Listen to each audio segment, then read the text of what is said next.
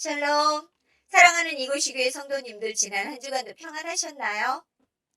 가을이 깊어가면서 쌀쌀해진 날씨에 지난주는 강원도에 서리가 내리고 수도권 일부 지역에는 우박까지 내렸다고 합니다. 갑작스럽게 다가오는 추위에 건강 유의하시기 바랍니다. 그리고 백신 접종 대상에 해당하시는 분들은 꼭 독감 백신 접종하셔서 코로나보다 무섭다는 올해 독감의 위협에서 보다 자유롭게 되시기를 바랍니다. 요즘 세상이 참 무섭게 돌아가고 있는 것 같습니다. 러시아와 우크라이나 전쟁의 상황이 뭔가 심상치 않아 보입니다. 전문가들은 핵전쟁의 위험도 예측하고 있고 일부 유럽 국가들은 핵전쟁에 대비해서 요오도 알약을 비축하고 있는 등 핵전쟁에 대비하는 태세를 강화하고 있다고 하네요. 만약 핵전쟁이 터진다면 우리나라 역시 자유로운 위치는 아닙니다. 우리는 북쪽에 러시아와 인접해 있기도 하고 세계전으로 이어질 경우 북한과 중국이 러시아와 연합할 가능성도 배제할 수 없기 때문입니다. 그것을 보여주기라도 하듯 북한은 요즘 연일 미사일을 발사하고 우리를 불안하게 만들고 있습니다. 이처럼 전쟁과 혼란이 가중될 때에 그리스도인들은 더욱 깨어 주 앞에 이 전쟁이 하루빨리 종식되고 세계 평화가 다시 찾아올 수 있기를 위해서 간구해야 할 것입니다. 이 위험한 시기에 우리가 의지할 곳은 오직 그리스도 안에 있는 것뿐입니다. 이곳 교회가 매주 광고를 통해 전쟁과 기근과 고통 가운데 있는 이들을 위해 함께 중보기도를 해달라 요청을 드리고 있는 이유 중 하나가 그들의 고통이 우리에게서 그리 멀지 않기 때문이기도 합니다. 우리 함께 깨어 기도드리는 이곳이 교회 성도님들 되시기를 간절히 권면해 봅니다. 오늘 하나님께서 이곳이 교회에 허락하신 본문은 마가복음 9장 38절에서 50절까지의 말씀입니다. 주의 귀한 말씀을 듣고 하나님의 거룩하신 뜻을 깨달아서 그의 뜻에 합당한 삶을 살아갈 힘과 능력과 지혜를 얻는 시간이 될 수 있기를 간절히 기도합니다. 우리가 살아가고 있는 이 세상은 참으로 많은 분열과 이기심으로 가득합니다. 그것이 비단 세상에 속한 사람들만의 이야기는 결코 아닌 듯하여 더욱 마음이 씁쓸하게 만듭니다. 특별히 코로나19 이후 한국 사회에서는 교회에 대한 시선이 정말 나빠졌습니다. 세상 사람들이 교회를 대적하는 일들이 더욱 많아지고 있는데요. 그 까닭이 교회가 이 세상 사람들보다 더 이기적이고 배타적인 모습을 보여준 까닭입니다. 더불어 탐욕이 가득한 몇몇 교회의 행태들이 뉴스와 다양한 미디어를 통해서 세상의 그 추한 낯빛을 드러내 세상 사람들의 지탄의 타당성을 주고 말았습니다. 뿐만 아니라 예수 그리스도를 믿는 교회 공동체 안에서도 다양한 분파와 교단들이 신학적 입장 차이나 정치적 이념으로 인해서 서로를 적대시하고 있는 현실이 더욱 그리스도인들을 부끄럽게 만들어가고 있기도 합니다. 또 기독교와 다른 것들에 대한 배척과 질타 역시 세상 사람들의 눈에는 곱지 못하게 다가가고 있습니다.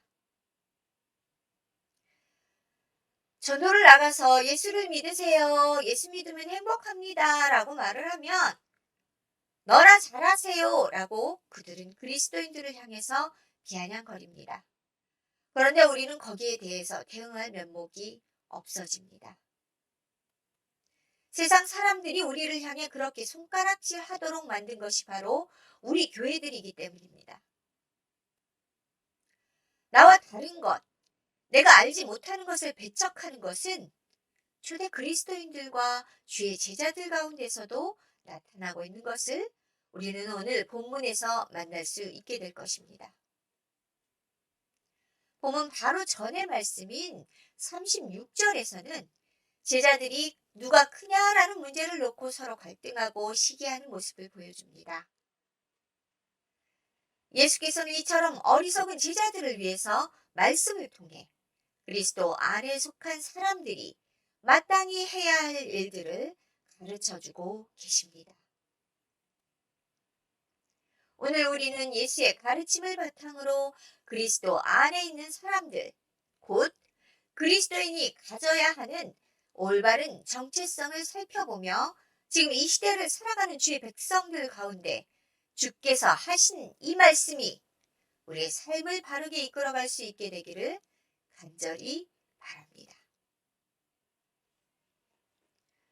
신약 성경에 있는 사복음서는 중심 주제가 각각 다르고 동일한 사건을 바라보는 시각과 해석하는 방법들도 참 다양합니다. 오늘 본문으로 사용하는 마가복음 9장에 나타난 죽기 사건과 맷돌 이야기 역시 각각의 복음서들 간의 시각 차이를 가지고 있는 복음서입니다. 마태복음의 경우에는 죽기의 말씀은 없애고 연자 맷돌에 대해서만 언급을 하고 있고요. 누가복음의 경우에는 죽기 사건과 연자 맷돌 이야기를 각각 분리해서 취급하는 것을 볼 수 있습니다. 그러나 마가복음은 이 내용을 연합의 모티브와 함께 실족이라는 주제를 결합시켜서 언급을 하고 있습니다. 이것은 초대 그리스도 교회 안에서 일어났던 다양한 갈등과 공동체 안에 다양한 사람들의 입장 차이 등의 문제가 교회의 공동체성을 위협하고 있었기 때문이었습니다.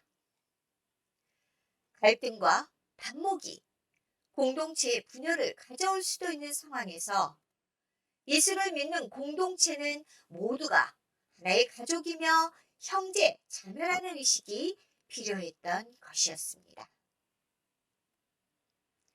형제, 자매라는 모티브를 통해 결국 초대교회는 하나의 신앙 공동체로 연합할 수 있었고 그들을 위협하는 로마의 압제나 유대교의 위협에도 그들은 그들의 신앙을 지킬 수 있게 되었던 것입니다. 또한 초대교회 공동체 안에서 주목을 끈 것이 바로 약자에 대한 배려였습니다. 하나님이 인격적인 관계가 강조되고 있는 공동체 안에서 사람과 사람 사이의 관계 역시 중요하다는 점을 그들은 잘 알고 있었습니다. 특별히 그들 가운데 연약한 지체를 향한 배려와 나눔을 통해서 성도 간에 서로 신뢰가 쌓이고 그들은 더욱 단단히 결합된 공동체를 만들어갈 수 있었던 것으로 보여집니다. 바울도 로마서 14장 9절과 10절 그리고 고린도전서 8장 12절 등에서 신앙 공동체 안에서 소외받는 이들을 향한 배려와 도움에 대해 언급하기도 했습니다. 마가는 연합을 통해 공동체의 양적 성장과 배려를 통한 질적 성숙을 통합하여서 우리들에게 전달해 주고 있는 것이 오늘 본문의 말씀입니다. 그것이 9장의 중심 주제이기도 합니다. 제자들이 저자거리에서 주를 따르지 않던 사람들이 예수의 이름으로 이적을 행하는 것을 보았습니다. 그들은 그 모습을 보며 예수를 따르지 않는 무리들이 그의 이름을 힘입어 일으키는 이적들을 금하였던 것이 오늘 본문의 시작입니다. 제자들은 예수 안에 있는 무리가 아닌 그들이 감히 예수의 이름으로 저자거리에서 사람을 치유하고 귀신을 쫓아내는 것을 용납할 수 없었습니다. 이적이 일어나 질병 가운데 고통받고 귀신 들려 어렵던 사람들이 노인받아서 자유롭게 되는 것은 사실 제자들에게 그리 중요하게 여겨지지 않았던 것 같습니다.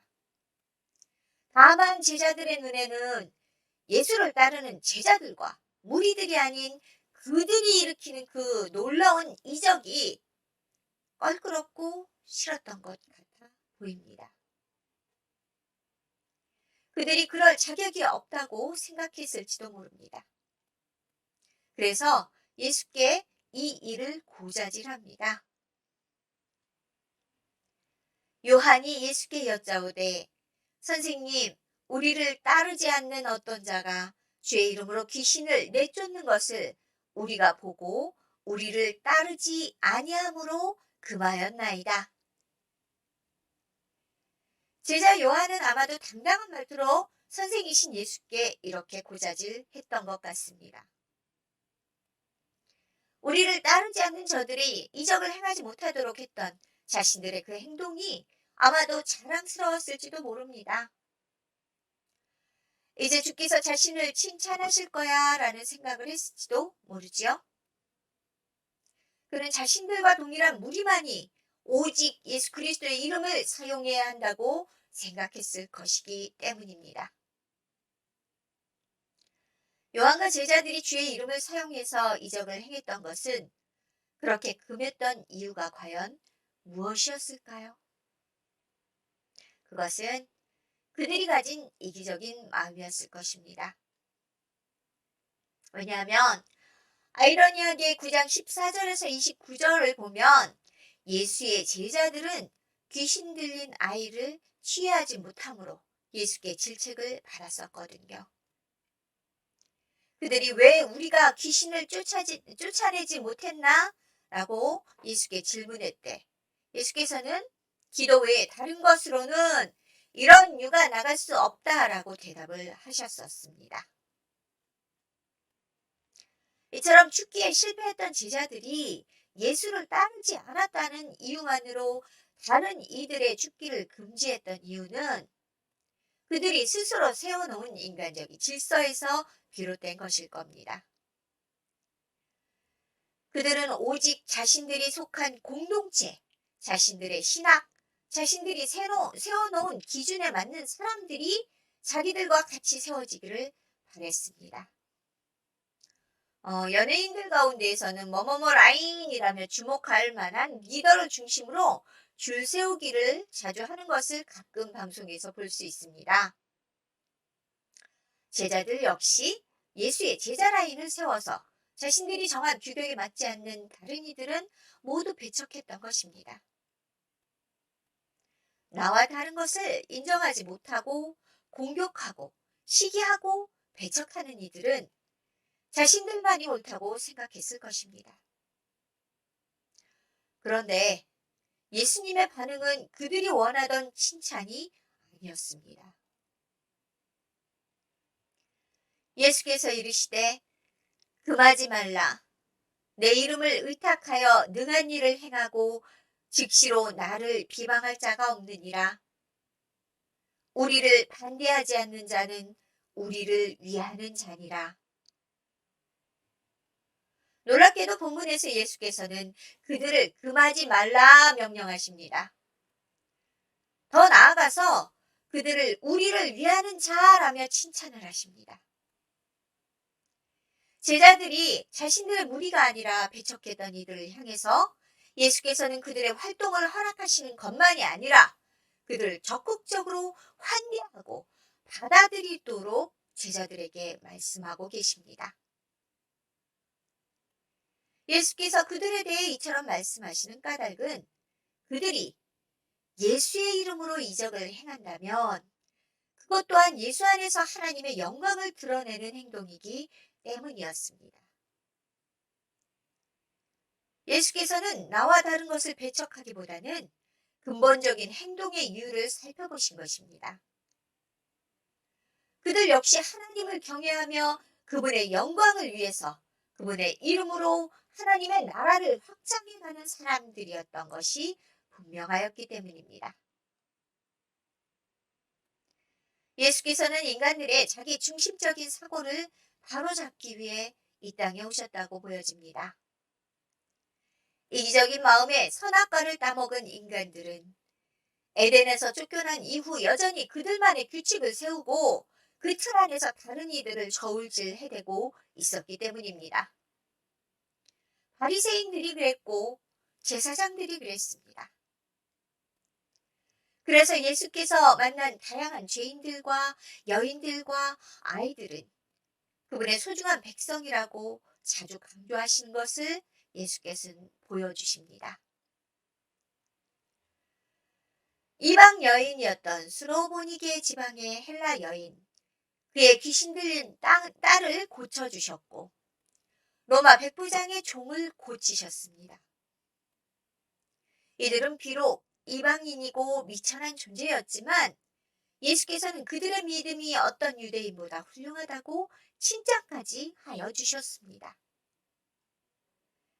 예수께는 주의 이름을 의지하는 모든 이들이 이처럼 귀하고 소중한 당신의 백성이라 인정해 주신 겁니다.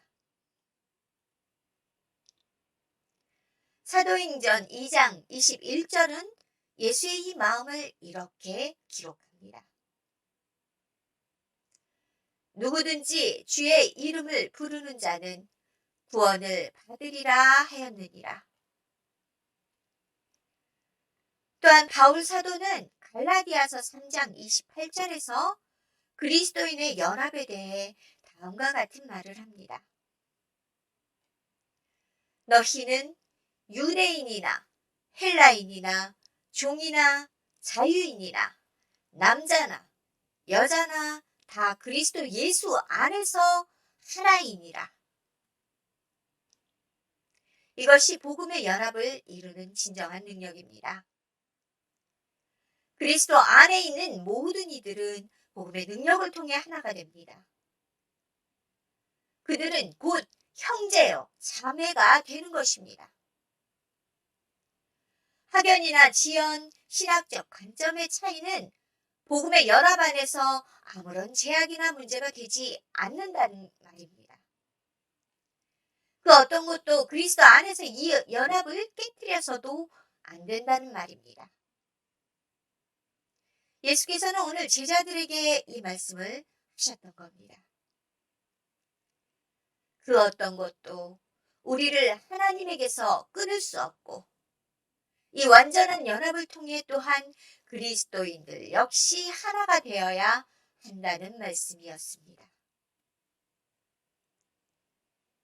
우리의 이기적인 마음과 시기와 경쟁을 내려놓고 오직 예수 그리스도의 이름으로 그의 능력 안에서 온전히 하나가 되어야 하는 공동체가 바로 교회요, 성도들입니다.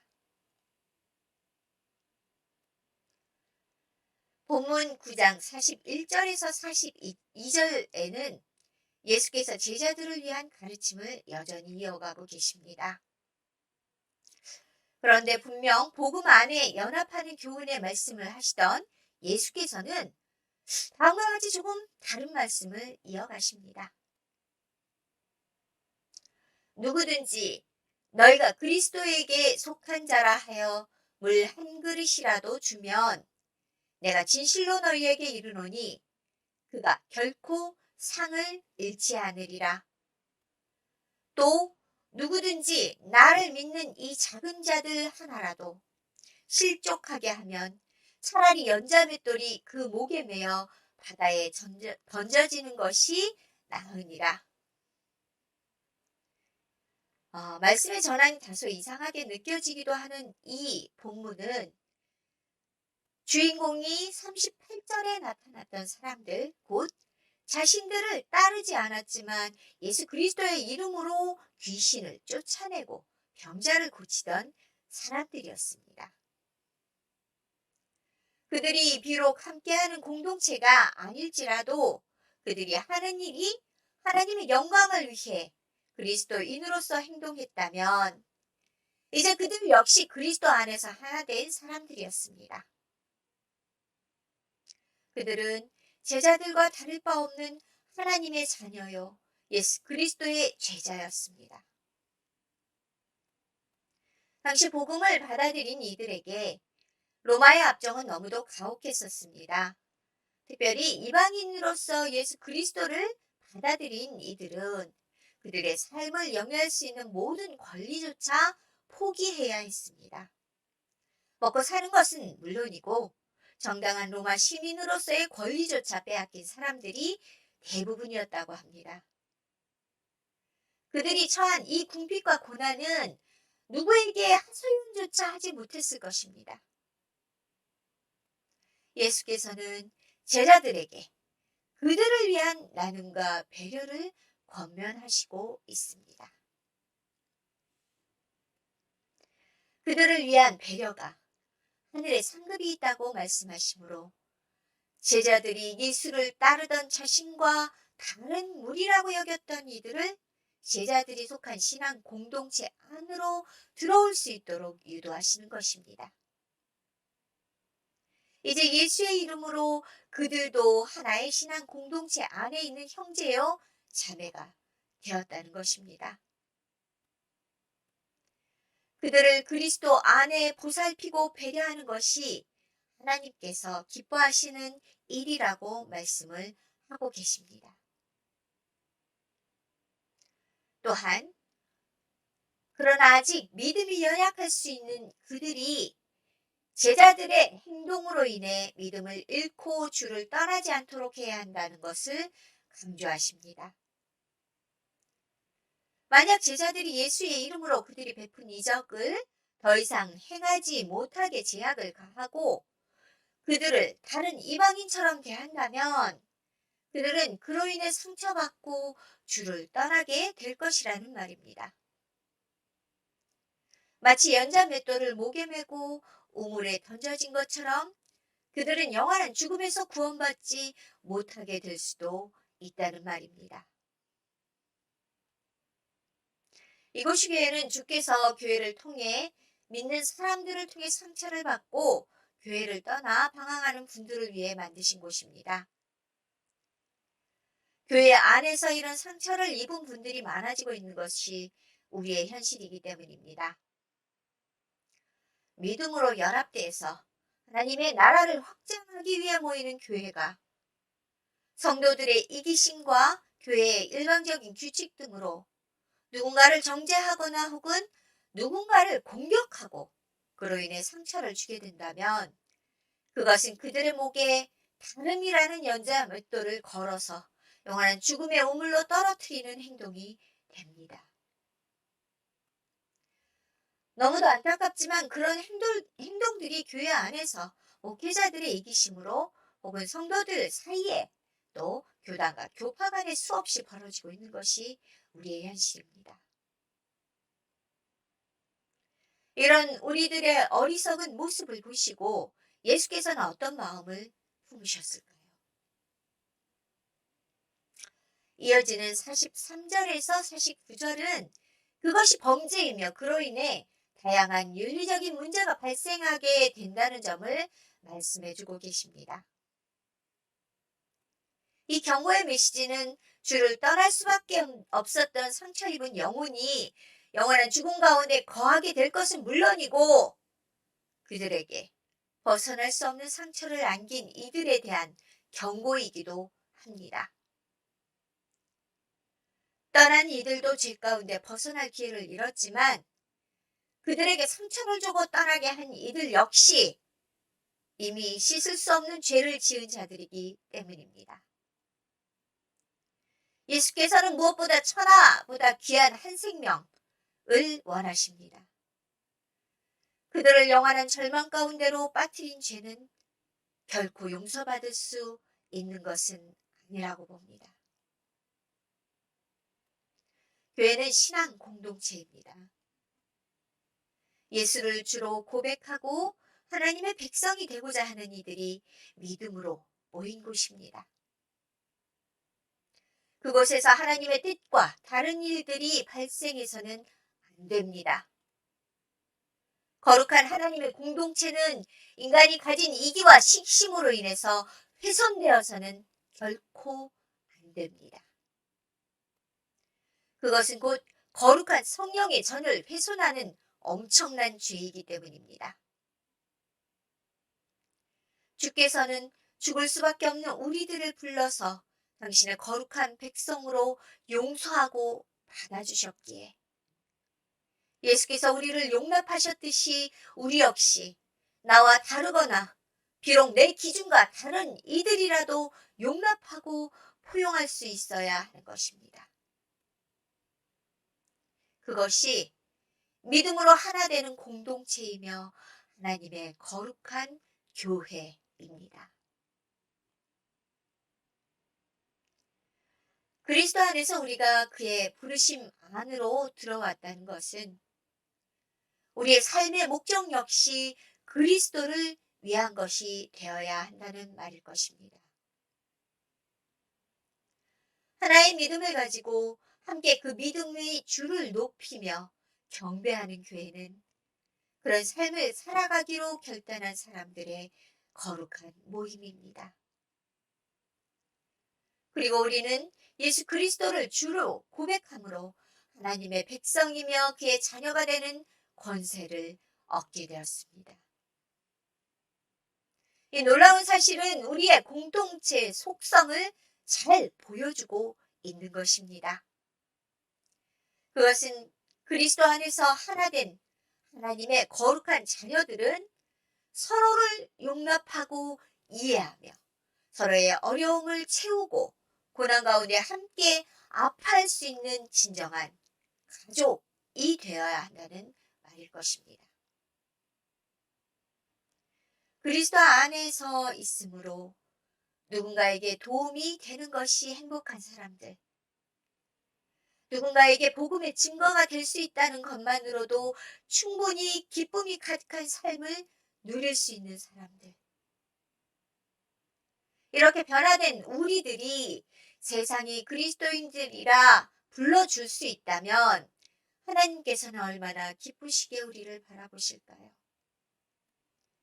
우리가 그렇게 살아갈 수 있게 된다면 하나님이 태초에 창조하셨던 그 목적인 하나님께 영광을 돌리는 삶을 우리가 살아가며 누리고 있는 것이 분명할 것입니다. 하나님께 영광을 돌릴 수 있는 거룩한 하나님의 백성이여 그의 자녀된 삶은 하나님께서 보내주신 주의 백성들, 그들이 다소 나와 다르고 내 기준과 다를지라도 그들과 온전한 연합을 이루고 서로를 배려하고 이해하는 공동체를 이루는 것이 가장 먼저 선행되어야 하겠습니다. 서로를 신뢰하고 이해하며 도와주는 공동체를 통해 세상은 하나님을 볼 수 있게 될 것이며 그로 인해 하나님께 영광을 돌릴 수 있는 것이 분명하니까요. 나와 다른 생각, 다른 관점, 다른 삶의 형태, 그 어떤 것도 그리스도 안에 있는 우리들 가운데에는 아무 문제도 걸림도 없어질 그런 날들이 하나님의 거룩한 교회 안에 가득할 수 있기를 간절한 마음으로 기대해 봅니다. 그런 교회, 그런 성도들이 되시기를 이 시간 예수 그리스도의 이름으로 간절하게 축원합니다.